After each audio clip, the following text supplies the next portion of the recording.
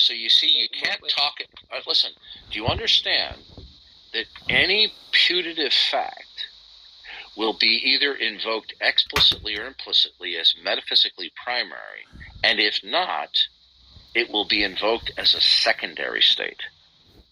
But you can't speak coherently, intelligibly of secondary states if there's not a primary state. Because there would be nothing for secondary states to derive from. Secondary states are by definition derivative or dependent. So there is no primary state that an unbeliever can invoke in order to ground the actuality and intelligibility of any secondary states, which would include their own self-consciousness that they believe is their autonomous mind. So you see, the whole practice of unbelief is not coherent. It is utterly irrational. But because the unbeliever is craven and he's obsessed with preserving his autonomy of reason, he will embrace the absurdity of the world while also maintaining that he's not being absurd. Well, how do I that again? I think is where I'm getting stuck. So how does one go from accepting the accepting the absurdity of the position that? But you don't accept the absurdity because you know, and I know, that the only way that everything is not absurd is if everything is derivative and dependent upon the primary state of the mind of God and his plan of creation. If you reject that, if you reject that, there is nothing intelligible to invoke, because there will be no metaphysic to provide for that intelligibility. So if I talk about the rock on the side of the road or the sky being blue, it only possesses actuality and intelligibility because it's a secondary state that derives from its origin, which is the mind, the purpose, and the providence and sovereignty of God. When you reject that, but you invoke secondary states, I say, good. What is the primary state that provides for these secondary states?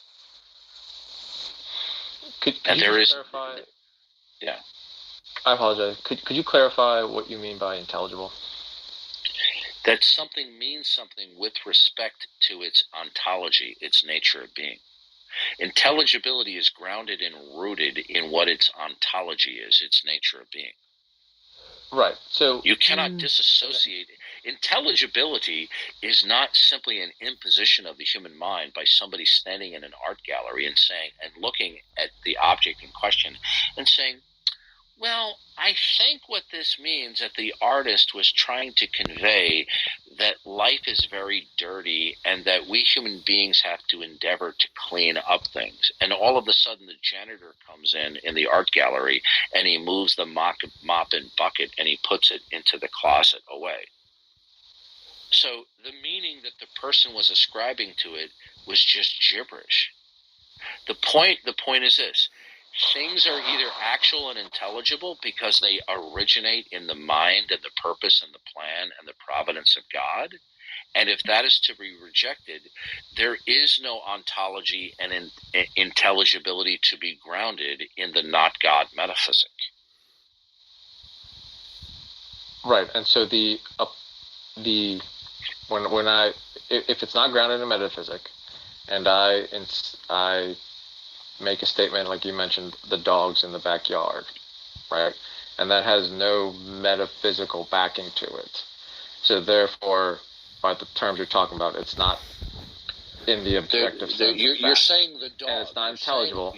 You're saying that a particular out there, you're saying that this particular, in reference to another particular, possesses categoryness, which would be unity among diversity. What imposes the unity among diversity? What makes that real? That's what I'm getting at. So if if I don't have a justification for it being real, but I get the only thing that I can think of to describe it is, well, like a relative meaning to a person that I'm talking to. You're not understanding. The human mind doesn't instantiate intelligibility. If intelligibility actually exists, the human mind can only potentially apprehend it. It doesn't instantiate it. No, I agree with that. I didn't mean to imply that my mind was instantiating the characteristics you're talking about. If I'm okay, let me ask. I'm not saying that I'm instantiating, but I'm referencing something. Question. Yeah, go ahead. Let me ask you this question. Okay, can you or I speak intelligibly if we remove from our communication any commonality, unity, or categoryness or correlativeness between any particulars? The answer is no. So then the question is, what makes the correlativeness, the connectiveness, the categoryness, and the unity among diversity, what makes it real? If it is not the mind and the purpose and plan of God, what makes it real? That's a question you have to answer. And I guess what I'm trying, right, and a question I have about that is exactly to that point. How does one tell the difference between that being real and that just being something that the human mind created? You don't have to tell the difference, because in the God world, God makes you think in a certain way. You couldn't think otherwise. Okay.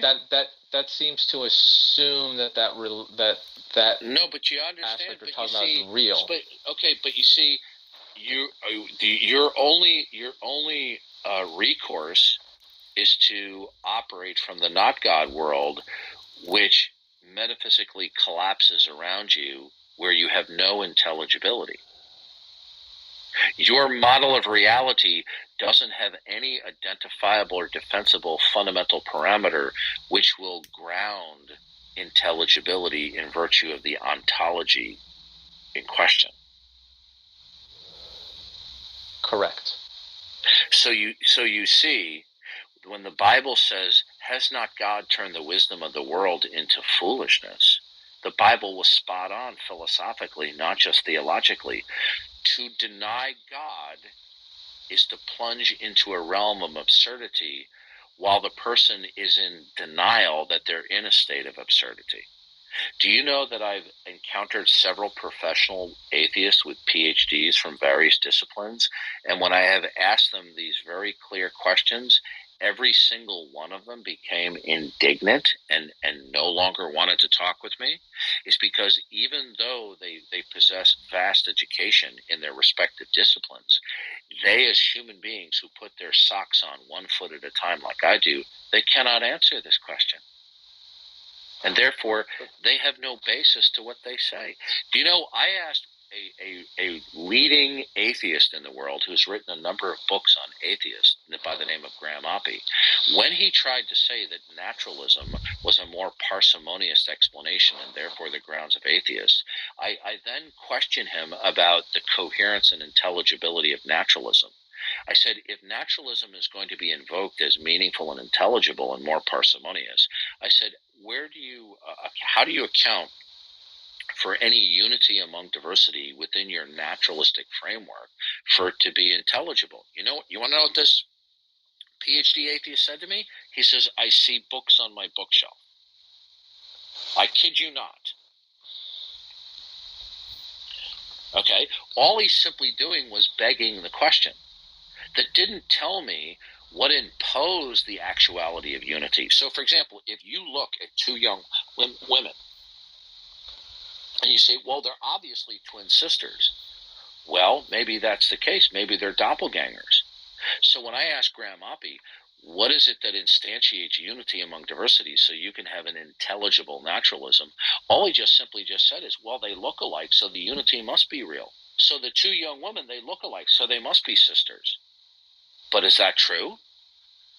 Just because they look alike, that they must be sisters? Well, the answer is no, because we know there are doppelgangers. Okay?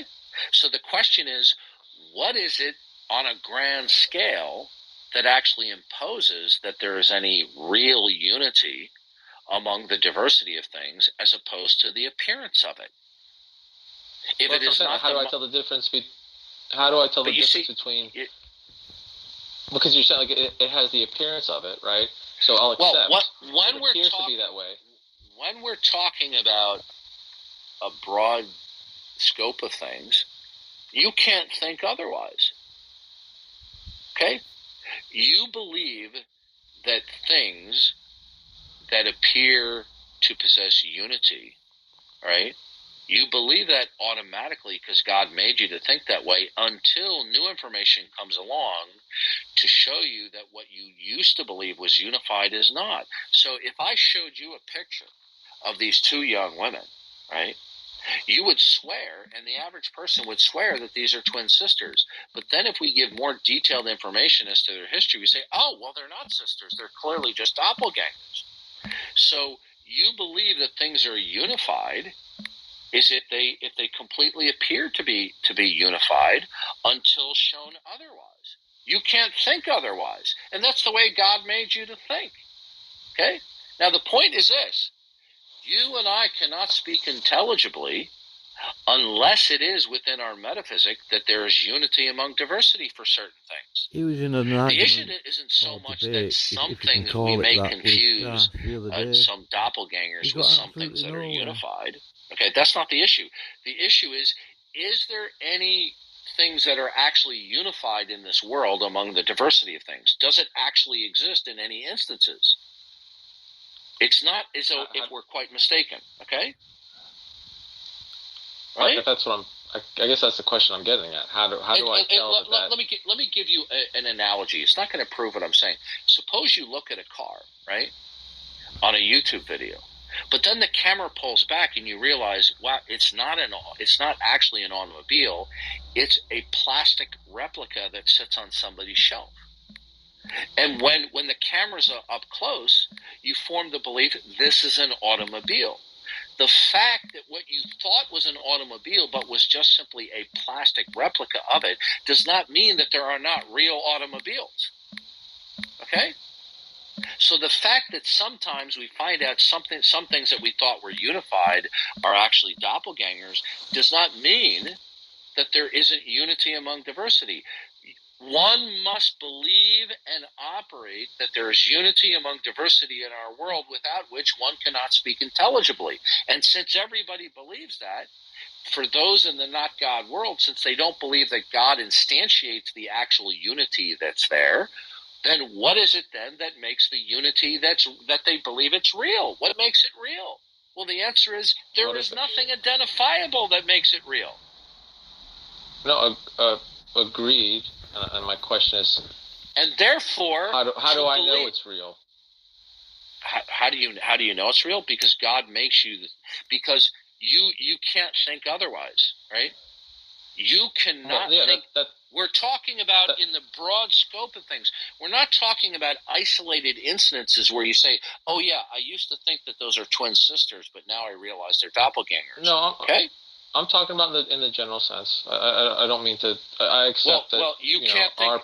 Okay, you don't have a choice, nor could you think otherwise, that there's not unity among diversity. Because if you don't, you're just going to be reduced to absurdity.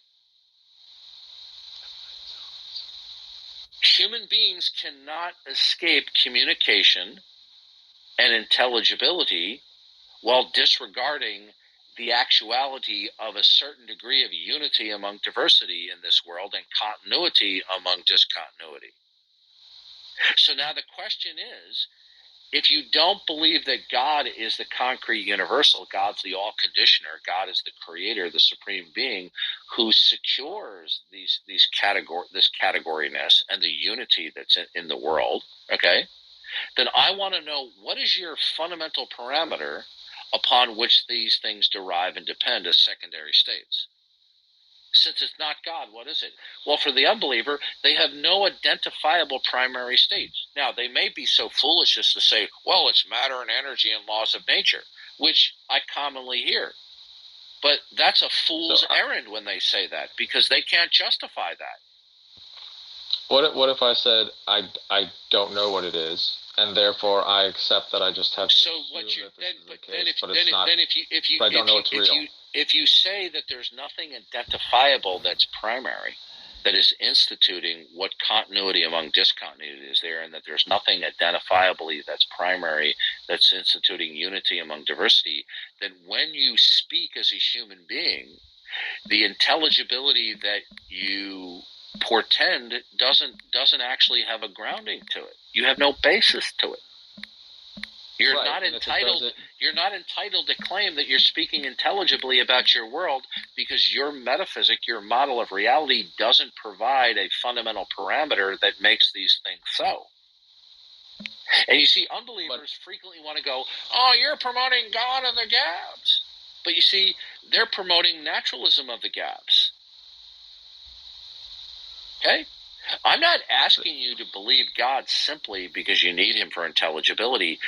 That's the final straw that breaks the camel's back of the irrationality. That if you don't believe that God has revealed himself through creation and through all facts, and in fact, facts would not be facts if they did not originate and derive and are sustained by the mind of God, you will have no facts at all. The bottom line is, the final nail in the unbeliever's coffin is that if you don't believe that God has revealed himself in creation, everything you say and believe will be reduced to absurdity. Right. The final proof of God is that without him, you won't be able to ground or prove anything. Right, so any statement of fact that I make is potentially just made up. Right now, I'm looking around in my bedroom. I'm looking at a light stand. I'm looking at a nightstand. I'm looking at a bed. I'm looking at a desk. I'm looking at my laptop. These things will be what they are because they originate in the mind of God, in God's plan of creation and his providence. And if not, these things don't mean anything.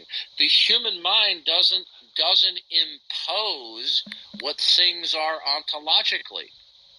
No, I agree, right? And so therefore, no God, then a computer isn't anything at all. Because in order to talk about a computer, you're going to have to talk about what its makeup is. Okay, good. So then what makes that? But I guess that's what I'm trying to. We're not saying saying, oh, I don't know. Ultimately, therefore, God. That's not our position.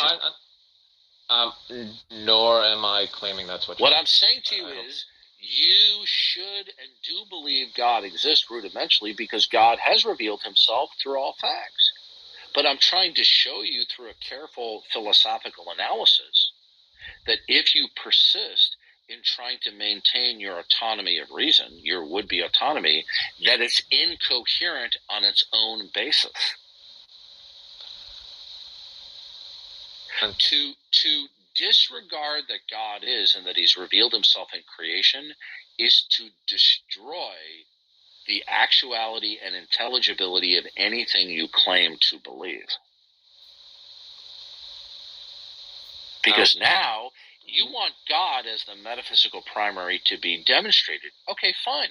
What's the metaphysical primary that provides for secondary states? And how is that demonstrated? The answer is it isn't. So unbelievers are bluffing every time they open up their mouth when they claim to be able to reason about their God, about their world, and they have no need of God. Remember Lawrence Krauss when he said, well, we don't need God. We can explain everything the laws of nature. But then when I asked him a question, Dr. Krauss, what is it that institutes and secures every instance of what is, can be, and cannot be? He goes, I don't know. Why does it even matter? Do you see how I called his bluff? So let me take that example. And if I fall out, I apologize because I think my phone's about to die. So if we took, for the sake of argument, that trying to think of the right word. If I don't know, like the laws of nature, if I don't know what instantiates the laws of nature, listen, right, then I can't say anything more than. This is very simple. It's not complicated. You're either going to accept that God is and that he has revealed himself in creation, or you're going to reject it. Okay?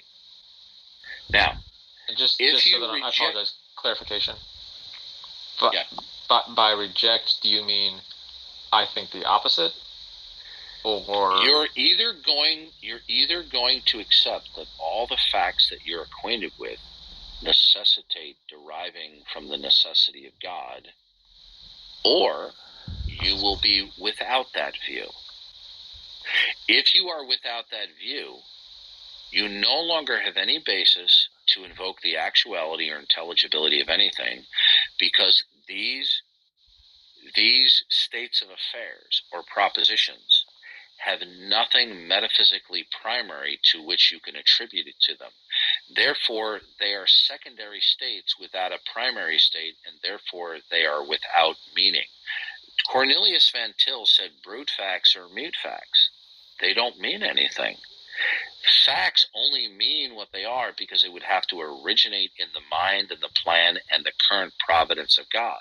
And if somebody says, oh no, I don't buy that a rock is a rock and I don't need God, I say, good, then you're going to have to explain to me what rockness is. Now, they think they're going to be able to do it. Now, a couple of years ago, I had a young woman who said, well, I don't need God to invoke the sky is blue. I said, yes, you do. And she says, okay, I don't believe in God, and I'm saying the sky is blue. I said, good. I said, can you please explain to me what skyness and blueness is, where God is not the creator and sustainer of all things? What is blueness? And then she started rambling about, the electromagnetic spectrum, okay, the nature of the atmosphere. And I said, if I don't, I said to her, so there's a regularity of nature? And she said, yes. I said, good. What makes that real? And then she realized she was screwed because she simply takes the regularity of nature for granted. Right. So how do that's what I'm trying to get at. I feel. Well, if the regularity, either the regularity of nature is absolute within itself, and if it's not absolute, what makes it continuous? Right. So it's either. I see three options. Right. It's either absolute within itself, in which case I would never necessarily be able to figure that out. There's the God view, where it is God instantiates it, right? He's created it, he makes it real, he sustains it. Or it's randomness that I've interpreted as regularity. Is that fair? No, there would be no. It would just simply be spontaneous occurrences that I interpret. Yeah, spontaneous occurrences that I interpret as a trend. But here's the problem. Okay, how would you rationally ground that something is absolute? The only way that you could do that is if the absolute itself was an agent and a mind, and it had sufficient attributes set by which it could communicate and reveal to you that it is the absolute. Otherwise, there will be no absolute to speak of. I've confronted unbelievers with this. I'll say, do you believe that God is and that he's the absolute? And they say, no. I say, good. Then is anything absolute? And some of them will say yes, and some will say no. Say, good. If you say nothing is absolute, you've now destroyed your ability to say the dog is wagging its tail. So I agree that anything that would be absolute that can't communicate itself to you, you would have no way to solidify that as the absolute. There's no absolute to invoke. Yeah, fair. Now, if there's no absolute, then where did they get this idea of regularity from? Okay. What if there's nothing absolute? If there's nothing absolute in and of itself that is unchanging, and that it is consequently, therefore, imposing whatever sustained regularity there is, then what makes the regularity real? And that's my question. How do I tell the difference between something that is just a random coincidence. Are you talking about on a grand scale or on a local scale? I'll say a grand scale. Okay, well, you can't think otherwise. I will say you can't think otherwise because that's the way God made you to think. Number two, you couldn't think otherwise because then you wouldn't be able to speak intelligibly. Because even to say the dog wags its tail or the grass blows in the wind is going to require a metaphysical background information that there's continuity among discontinuity and that there's regularity amongst irregularity. And that some things are static while some things are dynamic.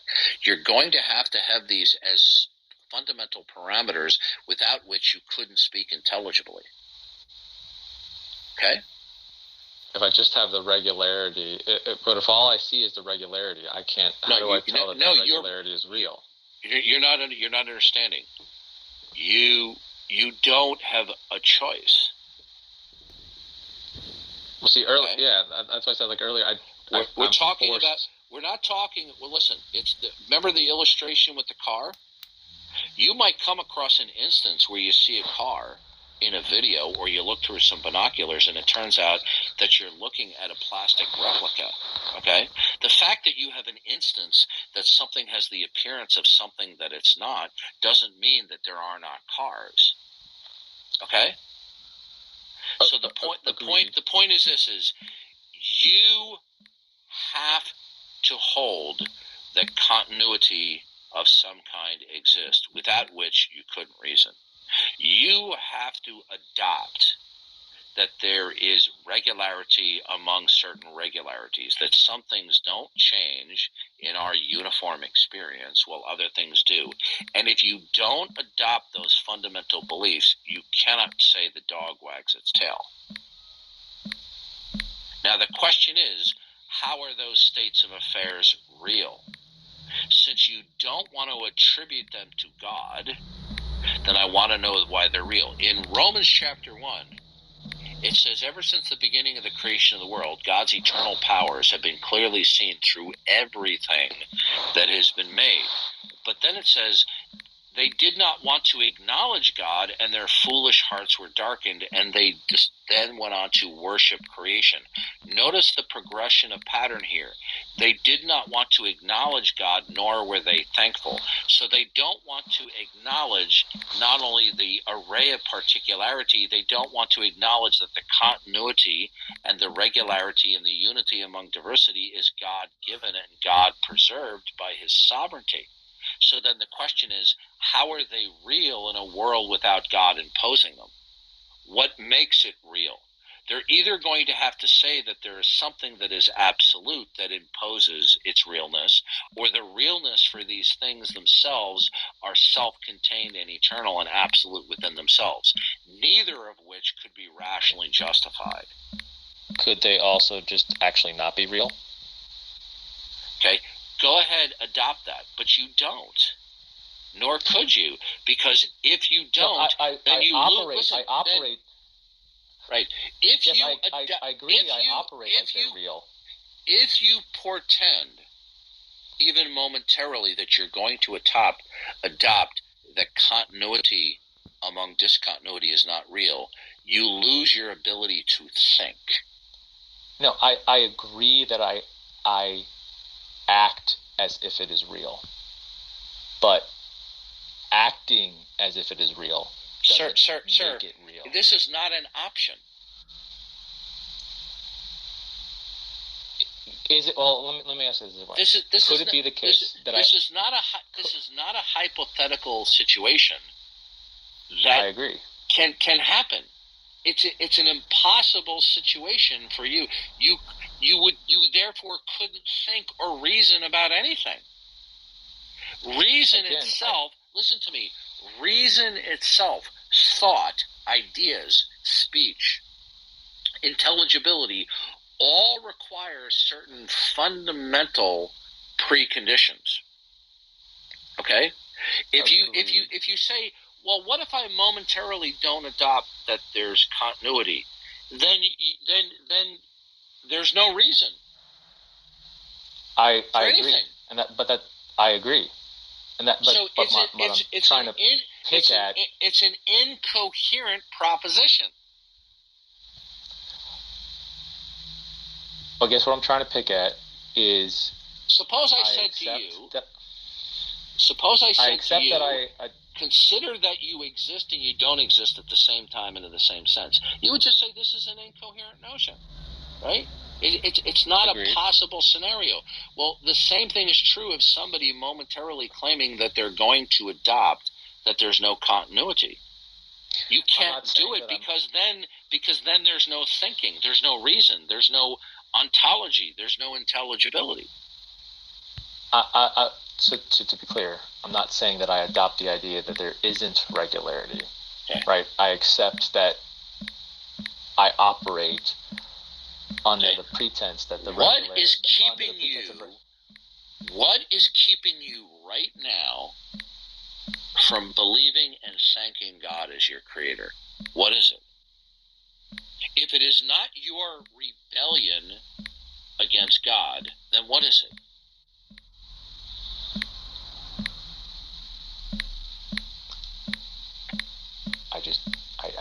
I don't see the reason for it. Okay. Right. Notice what you just said. You said, I don't see a reason to believe in God. Now remember what God is. God will be the most fundamental parameter from which all things derive and depend. So God would be the absolute, okay, in the God world. So now, what is your reason to believe in anything? What is the absolute, okay, or fundamental parameter from which secondary states derive from it in the not God world? What is the fundamental parameter? I don't know. Okay, so here's the issue. You do believe that there must be some fundamental parameters, otherwise you couldn't talk about dogs, cats, trees, or Rice Krispies. Okay? So you believe that there's in 1 second. You believe in your not God model that there's a fundamental parameter, but you believe it without reason, don't you? So that's a question. Do you believe that there's a fundamental parameter that is not God? Of course you do. If you don't, if you dismiss belief in God as the fundamental parameter, you don't get a get-out-of-jail-free card. You then have to believe that there is some fundamental parameter without which you cannot speak intelligibly about anything. So what is your reason to believe that there is a fundamental parameter, otherwise saying, well, I couldn't reason without it? What I'm asking you is there in actuality a fundamental parameter that's not God? Does such a thing exist? I don't know. Okay, so the point is, you are operating from a whole set of array of beliefs that fundamentally, foundationally have no reason for. So you're violating your criterion of belief. You say, I have to have a reason to believe in God, but everything that you believe in, you don't have a fundamental reason to believe in it. You don't have a reason for what is fundamental for all secondary states. So do you understand how you're violating the very criterion of belief that you're using to dismiss God? Why would a human being do that? Because you don't want to repent. You don't want to acknowledge the God that you know and that Jesus Christ is who he said he was, and he's the Savior and he's coming again. So you collect for yourselves all of these pseudo-intellectual cliches and platitudes as to why you don't have to believe in God. I'm showing you that every single one of them are incoherent upon examination. When you say, you don't have a reason to believe in the God world. What is your reason to believe in the not God world? Answer that. If I don't know what's ultimate, right? No, sir. Then answer the question. You don't have a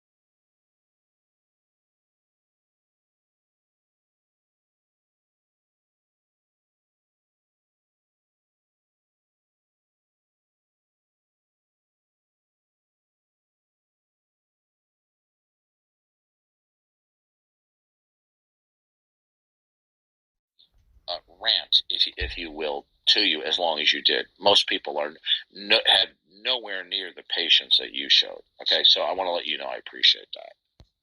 Yeah, no problem. Hopefully we can chat again. Sure. Okay, listen, I gotta get to bed. It was good talking with you. Yep, have a good one.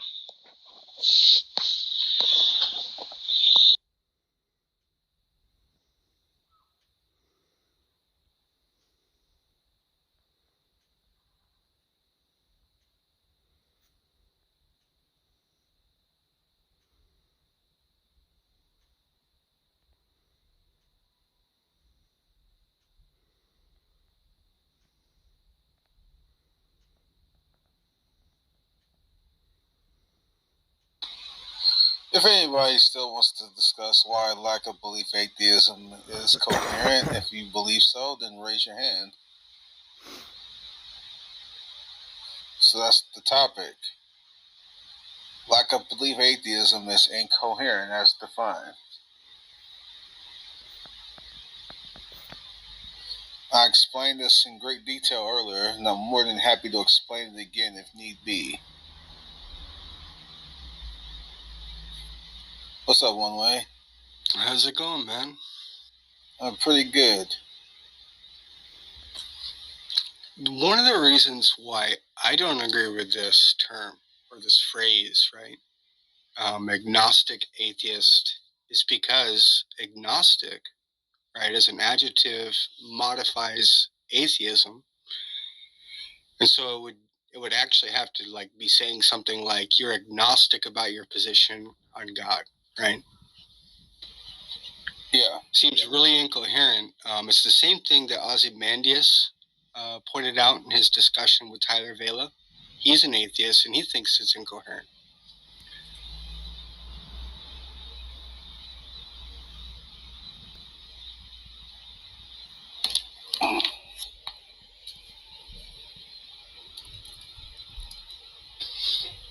Like, what if I said, what if I said I'm an agnostic theist, right? Would agnosticism be adjectively modifying my psychological state? Say that again. If we use the term agnostic theist, right, would the adjectival form agnostic or the adjective agnostic be modifying the next term theist, right? And so then wouldn't that mean that I don't know about theism, right? Or that I'm neutral about theism? Yeah. I have an answer. An answer to what? Just doesn't make any sense. Welcome, man. Hey, how's it going? So, I think if we define terms, if a theist says that there's reason to believe the existence of God, and an atheist says that there's no reason to believe the existence of God, an agnostic says that there's no way that we could know there's a God, then you can have an agnostic atheist who believes that there's no reason to believe the existence of God and that nobody could know for certain. So you could not believe that there is one because no one can prove it, but you can't believe that there is something if you recognize that no one can prove it, because theism recognizes that there has to be proof. But then that presupposes, right, in the phrase agnostic atheist, if the adjective is modifying the very definition that they're trying to get away from, that is atheism as a positive belief that gods don't exist, right? It's presupposing the thing it's trying to get away from by using the adjectival modifier. I agree. If you're using those definitions, so if you use the term atheist to say, I believe there isn't a God, then using agnostic would be a non sequitur, because you can't say that you can't prove it one way or the other and then say that you can prove there isn't. Right. It all depends on your definition of atheism, I guess. So if you say atheism is a belief that there is no proof that God exists, that's not the same as saying that there is proof that God doesn't exist. You could say there's no proof he does and therefore you don't believe it. But that's not to say that there is proof that God doesn't exist. Those are two quite different. Okay. Yeah, I think I see what you're saying then, but then the adjective is not modifying, right, the next word, atheism, anymore. Instead, atheism and agnosticism are just redundant terms. It's like saying I lack a belief, and atheism is a lack of belief. The adjective becomes superfluous then, right? It's like saying the same thing twice. Yeah, depending on your definition. I mean, I guess you could also say if theism wasn't a positive belief in the existence of God, if you were to use it as, I believe that there's evidence that God might exist, I don't know if there's a theist who would really honestly say that. That would be more like a deist, or even potentially like a spiritual person. You could be an agnostic spiritualist, or maybe an agnostic deist, but I don't think you could be an agnostic theist. It gets into the weeds very quickly, as you can tell. Well, wait a minute. I think if we use this terminology identically, right, as neutrality in both situations, then you actually could have an agnostic or one way. I think you just cut out. Well, White, can you hear us?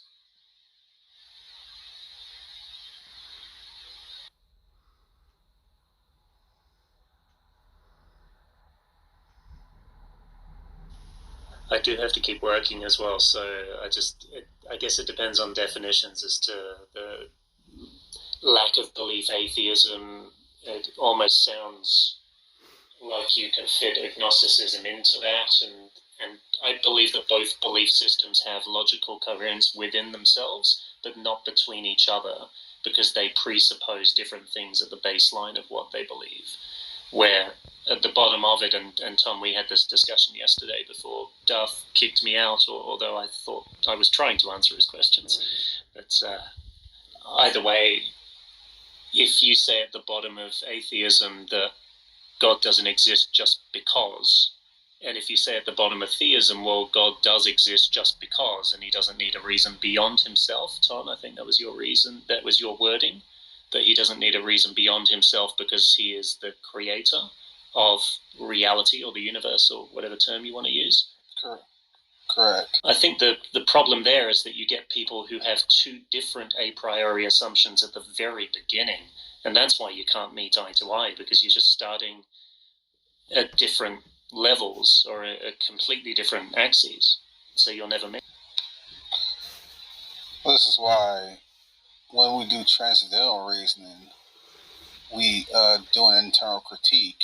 Like, we obviously have different starting points, but it's not just two people shouting at each other from different towers. We can go into their system and just address it as they lay it out and show it its internal incoherence, show contradictions and things like that, show that their own system don't stand on its own terms. Sure, but I think the problem that we face is that the atheist will say your theism doesn't make any sense because you're working from an assumption that I don't believe. And then the theist will say your atheism doesn't make any sense for the exact corollary reason. That's the whole point. That's what an internal critique is for. So absolutely, they can step into our worldview and see if they can find a problem with it internally. That's the whole point of doing it. That's part of transcendental exercise, is that we're taking their system as a whole, addressing it on a package deal, and see if it can stand up to its own claims. And if it self-destructs on its own terms, then it's not a coherent system. And I think couching this in terms of debate and then trying to cast the other side, this is an error that both sides make. I think trying to cast the other side as having an absolute belief. So every atheist will cast every theist, if they're trying to debate them in a certain way, they will cast them as having an absolute belief that God is responsible for absolutely everything, when not every theist would believe that. And you could argue amongst yourselves on the spectrum whether you're a real theist if you think that there is a God, but that he's not the reason for absolutely everything. In the same way, atheists could argue amongst themselves, well, you're not a real atheist because you don't believe that there definitely isn't a God. And I think the problem comes when we cast each other on the opposite spectrums. you'll see from my profile photo that politically and in terms of authoritarianism and libertarianism, I meet almost exactly in the middle. And so I can recognize both sides of almost every argument. And I'm encouraged, though, to see that the more people have this discussion with an actual seeking of the truth, whatever that truth means to them, I think the closer they get as the years roll on. That people who didn't believe in God 400 years ago were far, far worse off in the eyes of those who did, and vice versa, than they were 300 or 200, 100, 0 years ago. At the present day, the two understandings are getting closer, even if the beliefs aren't. Okay, it seems like you're not really addressing what I'm saying. I'm talking about internal critiques. You keep saying, well, you can see the claims on one side, you can see the claims on the other side. Do you or do you not understand the whole idea of an internal critique? Sure, I do. You would have to have an internal critique and end up at what would the word be? The conclusion that something is internally incoherent. You would have to point out a lack of internal logical consistency. Yeah, it's just saying that when you take their system as a package deal and see if it stands on its own terms, it doesn't. It collapses under its own weight. I'm making a cup of tea. So it cannot be a coherent worldview. And once that's exposed, if they're truly a truth seeker, it would get rid of the incoherent worldview and adopt a rational system. That's the whole point. I think the problem comes when you start from different a priori assumptions at the base level, then you're never going to meet eye to eye. I don't really fall on either side. I can just see everything from both angles, and I'm not looking for a debate or a fight or an argument. You just keep saying that there are different sides. That's trivially true. That's the whole point of doing an internal critique, to see if we look at someone's quote-unquote axioms, whatever you want to call it, properly based beliefs, does their worldview stand on their own terms? We're saying there's not any non-Christian worldview that can stand on its own terms on an internal analysis. I would say that an atheist's perspective and their view of the universe would make sense as a logical consistency, as being coherent to themselves, in the same way that a theist would see that of their own worldview. But because they're starting from different a priori assumptions, they don't see each other's worldviews as having internal consistency, because they're starting from different assumptions. That's not, oh my gosh. I just pointed out, do I have to say it like a third time now? I think we're different wavelengths, that's the thing. No, that's not the issue. The issue is, I've acknowledged that like 3 times now. I don't think you're hearing me. I don't know if you're not understanding, you're not hearing me, or you're purposely misunderstanding. I don't know what it is, but I'll say it a third time.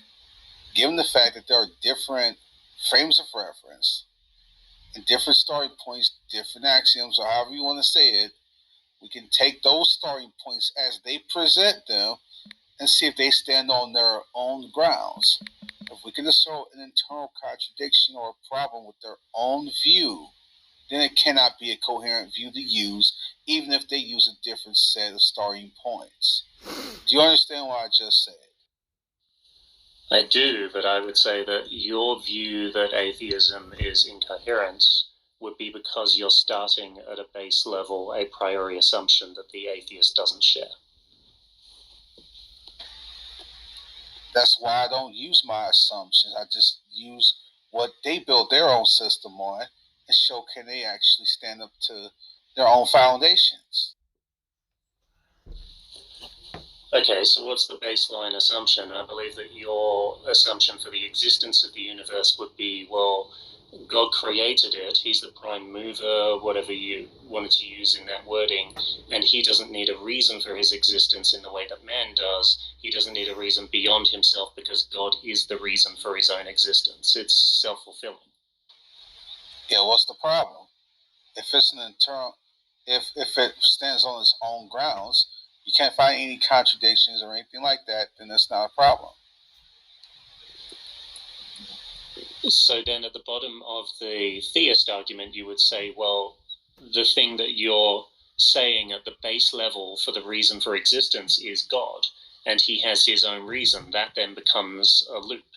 In the same way that the atheist says, well, the reason for existence is the Big Bang, and it is because it is, and that's their loop. I'm saying at the bottom of both, there's a loop, but they're different loops, and they'll never meet eye to eye.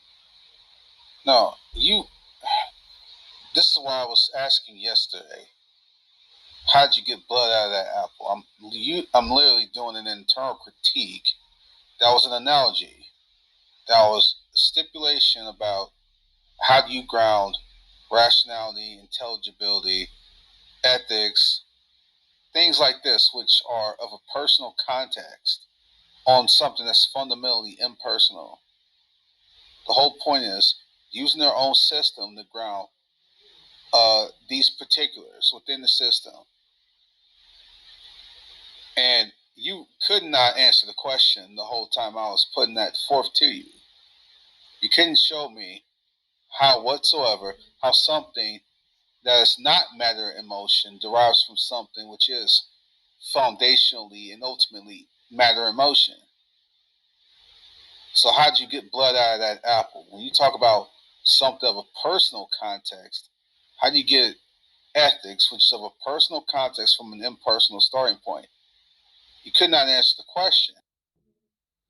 Well, you could say that brain chemistry creates the experience of reality, and over time, the accident of that, as unlikely as it is, then leads to a world where there's enough balance that it exists for a long period of time, and over that time people then make mistakes and learn because of their perception of the universe. So all you would have to assume is that the universe began from nothing, which is the same kind of assumption as believing that it began from God and that he is his own reason and doesn't need that beyond himself.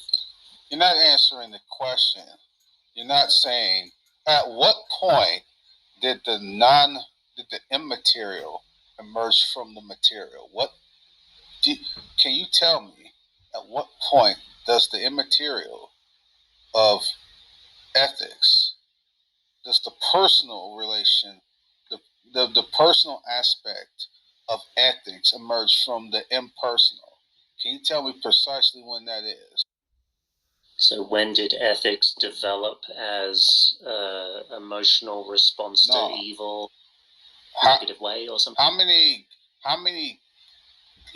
What are there ethical chemicals?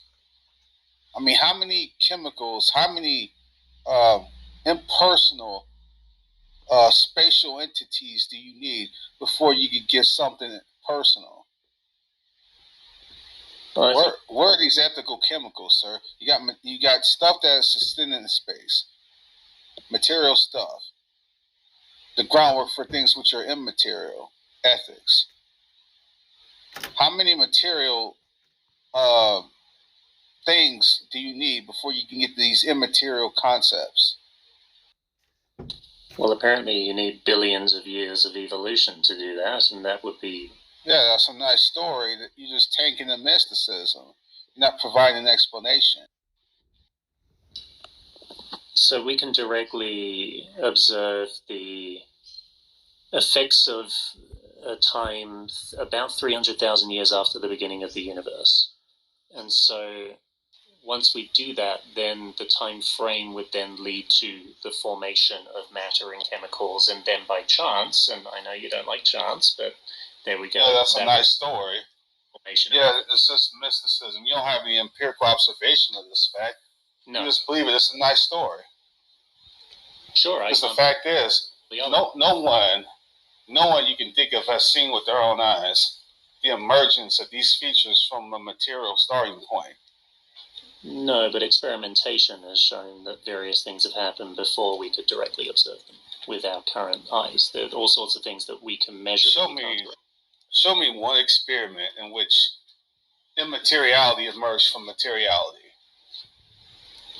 Well, that's the final question of how did you get something from nothing? And there are all sorts of theories on that, and science says, well, we don't actually know, but this is what we think happened over this time frame. But there is no certainty for the very beginning of the universe as to how that happened. Okay, so in other words, you can't answer the question, how do you get something of a personal context, ethics, from a material starting point? You can't answer the question, can you? I'm saying that no one can answer that question.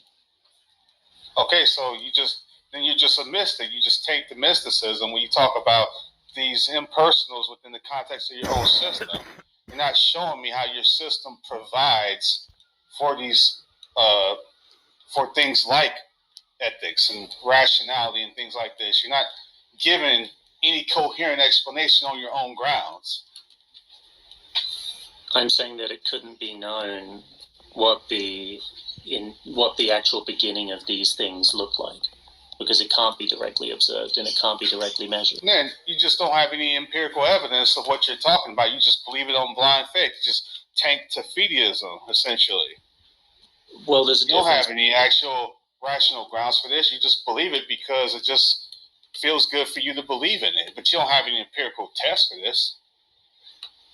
Well, there are various things that do have empirical evidence that then lead down the path to believe that various other things are true. And the further you go down that path, the less likely it is that we can prove it and the less certainty of that there is.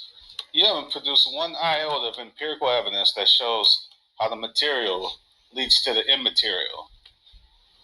I'm saying that that would be impossible. Exactly. So you believe it based on a nice story. So you just tank the mysticism. If you imagine it in your head, therefore it's possible. Your world doesn't provide for it. You just have a fantasy. But it's not a complete fantasy. If you can explain 98% of things and recognize that the last 2% couldn't be proven, then at least you've got to 98%. You're not creating. No, you're just not. You're not providing for. This is only talking about ethics. We haven't gotten into the rest of the problems of your system. We're just talking about you can't provide from something as basic as ethics in your own terms. Well, because ethics would need to come from something that would start at the beginning of the universe, which couldn't be directly observed or measured. Therefore, no one could prove the beginning of the existence of anything. So the point is, I got a rational explanation that I can ground these ethics in. That's a coherent explanation. You have no such grounds. Instead, you just say, hey, we just have this material starting point. Proof we have ethics. There's no empirical explanation how these ethics come to be or anything like that. You just simply go into proofery mode, and there's no bridge that you build coherently on your own epistemology at all. So, at the baseline of the atheist story of the beginning of the universe, they recognize that there's a certain amount of time. I keep coming back to 300,000 years. I think it's that, where you can't directly measure the effects, but you can tell from the expansion of the universe at a certain rate that the beginning of it would have been at a certain time about 13.72 billion years ago. And so if you then take that from the mathematical observations of 98% of the rest of your calculations, which have direct evidence and work in the real world, then at the baseline of that, you recognize that you can't prove the first 2%, but at the baseline of theism, you can't prove the existence of God other than with a loop of logic that says he is his own reason. Okay. You didn't actually answer the question whatsoever. You just provided a nice story and then just said, well, theism can't prove its point without. Here's the problem, dude. All beliefs are going to be foundationally circular. You can't avoid it. Yeah. If you have. Okay, so if you understand this, then I'm just asking you to what? What'd you say? Yeah, I believe that the foundation of all beliefs are going to be eventually circular when you run out of. Okay, so what do you mean when you run out of proof? So see, here's your problem. Here's your problem. When we talk about worldviews, you're going to have what provides for the intelligibility and the invocation of proofs whatsoever. And that's going to come down to a circular foundation when you get finished. The point is, yes, can you provide the grounds on your own system for this given a transcendental explanation, a transcendental analysis? You can't show me that your own system has the preconditions at all to even ground things like rationality, ethics, intelligibility. The only thing you just say is, when we talk about things like ethics, you've got enough chemicals that coalesce and organize in some arbitrary way or whatever, then proof at some random demarcated point of proofery, there goes your ethics. That's what your explanation comes down to.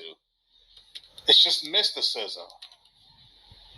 It's a recognition of a non-absolutist view that doesn't require proof for absolutely everything, but once it has proof for something, then it can then build on that in a scientific manner. No, you're not even building proof for anything. You're not accounting for what you're talking about. You're just saying, well, it exists somehow, some way, but I don't need a God for it. But I have this material starting point, but I can't even argue how it comes to be on my own starting point. You literally provide no explanation at all other than fantasy and proofery and mysticism. You realize that to an atheist, you're describing your own point of view. What's your beginning there? What's your... No. Thank you. I'm not providing... No, that's false. I'm not providing you proofery. What I'm providing you is a rational bridge or connection between how I ground ethics. We're saying that ethics reflect and are grounded back to to a personal being. So is that so the point is, we ground the personal within the personal triune context of God. Now I'm asking you how you ground ethics, which are by their nature personal. You have to ground them in an impersonal starting point, and all you have is just we just have proofery from billions of years ago that somehow coalesced to enough chemicals and materials. There's some sort of magical demarcation of the personal concept of ethics. That's all you have. You have no sort of bridge that you can build on your own epistemology or your own ontology at all. You don't have a way to link your epistemology and ontology without tanking the mysticism. So that would two questions would follow on from that. Firstly, you would say, well, could you prove that ethics are definitely requiring of a personal embodiment? And even if they are, could you prove that they couldn't exist at the beginning? What is your standard of proof? Well, I would ask, what would be your proof that ethics have to be personal? You didn't answer my question. What is your standard of proof? To be fair, okay, so how can I ask this in a way that... There you go. No, you said you need to prove X, which presupposes a standard. So either you have a standard of proof or you don't. Okay, well, maybe logical coherence or internal consistency might be a better phrase to use. Okay. So you're backing off the whole proof element now. Well, proof is a scientific term, and there are certain standards for proof depending on the situation. No. Nothing can be fully proven. There are empirical proofs, logical proofs.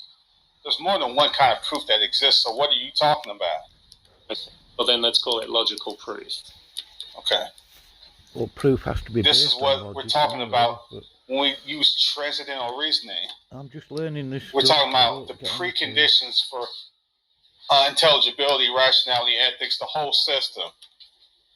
It's that we prove things by the impossibility of the contrary. So we're saying that if you were to deny this as the grounds for the ground of all being, we're saying that when you look at the Christian worldview, if you were to deny God as being the precondition for everything, then your world will be reduced to absurdity, because God's necessary properties said, given the fact that he's eternal, omniscient, omnipotent, and everything else, all these essential properties about God can be the only coherent worldview to ground rationality, intelligibility, and everything else that we experience.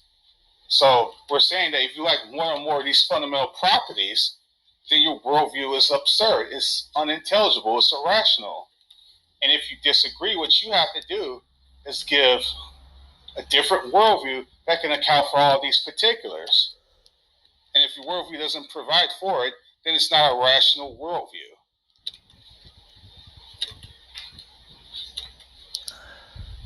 So I guess my questions on ethics to you would be, well, if you believe that ethics need a personal embodiment, or ethics need to be personal, then what would the proof for that be? Or what would the internal consistency, the logical consistency for that be?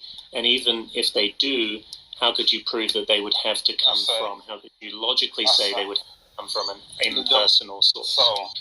So logically speaking, anytime we talk about ethics, we always talk about personal relations. There's not a single example of ethics that are impersonal, period.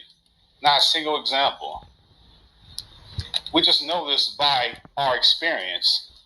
And the proof of that, at least if you want to appeal to me as a Christian, the proof of that is what God has revealed in how he's made this world to be. He's made us image bearers to think our thoughts after him. And so he's shown this to be in both natural and special revelation. We have our immediate intrinsic experience of how we evaluate certain moral situations. Hold up. They're always personal. Hold up. And we have, hold on, I wasn't done. And we have the special revelation of God in which he makes it very clear to us that he's made us like image bearers to think our thoughts after him. So the proof is what God has revealed given the Christian context. If I say there's a six cans of pop in the refrigerator, and I open it and show you, and it's right there, that's the proof. I opened the fridge and I showed it to you. What I'm saying to you is, if I'm talking about proving something, I'm appealing to God's revelation. One of the proofs being what we have in the Bible. I'm showing it to you right there. All you got to do is crack open the pages of the scripture and read it. Okay, so you just spoke about your proof is what we can observe. But when we talk about atheism and our proof is what we can observe, that is a problem?